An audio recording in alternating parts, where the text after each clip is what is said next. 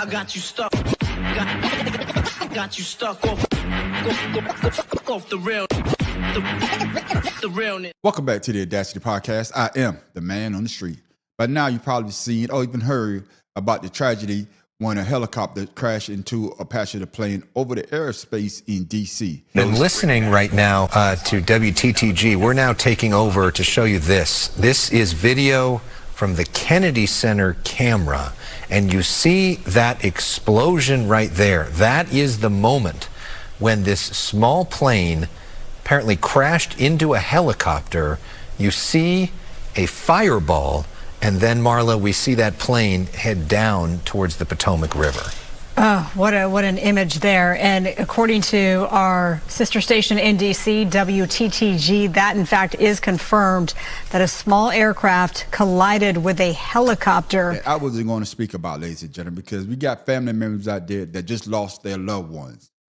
But leave it up to number 47 to make this tragedy political.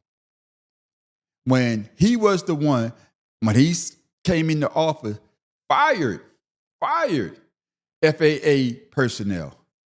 Let's take a listen to what he had to say when he spoke to America just a few hours ago. We must have only the highest standards for those who work in our aviation system. I changed the Obama standards from very mediocre at best to extraordinary. You remember that. Only the highest aptitude, they have to be the highest intellect and psychologically superior people were allowed to qualify for air traffic controllers.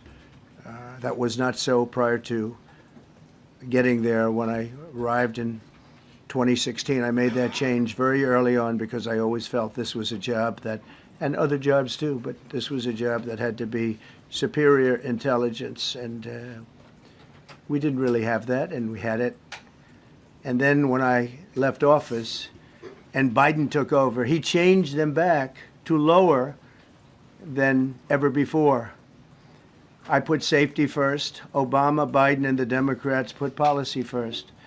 And they put politics at a level that nobody's ever seen, because this was the lowest level.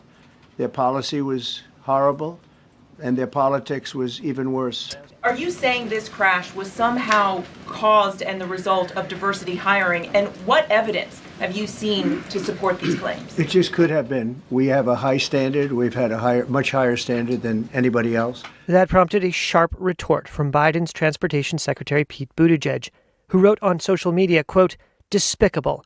As families grieve, Trump should be leading, not lying." Yeah, ladies and gentlemen, this guy doesn't get it. He doesn't get it. This is not the time. Instead of getting up there at the podium and say, hey, we're going to get to the bottom of this. But no, oh, no. Not number 47. Oh, no. Not the orange ass clown himself. I did a video and I say, welcome to Trump America. People jumped on my ass when I talked about the young man that pulled a gun on the young lady in Indianapolis. How can you blame Trump for that? How can you blame him for that? Oh, that's what I got in my comments.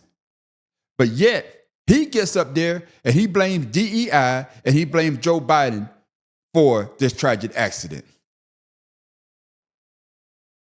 It doesn't make sense. But yet you will have people come and say he's right, when you know that nobody knows exactly what happened. He's pushing a narrative to pander to his base. It doesn't make sense. It doesn't make sense to me. Maybe it makes sense to you, but it doesn't make sense to me. This is not the time or the place to put this type of policy, to play politics. This is the time to get up there and act like a goddamn grown man instead of acting like a 4-year-old kid. The narrative that you're trying to push is not what the family members want to hear right now. You're pushing a narrative to your base because you think that's what they want to hear. At this time, people don't want to hear that because that could have been one of us. That could have been one of our family members. But no, oh no, not number 47. Oh, not Mr. Heartless himself. I'm going to say this, and I'm going to say this to the day I die. This man is all about himself. You heard what he just said. I put these policies in.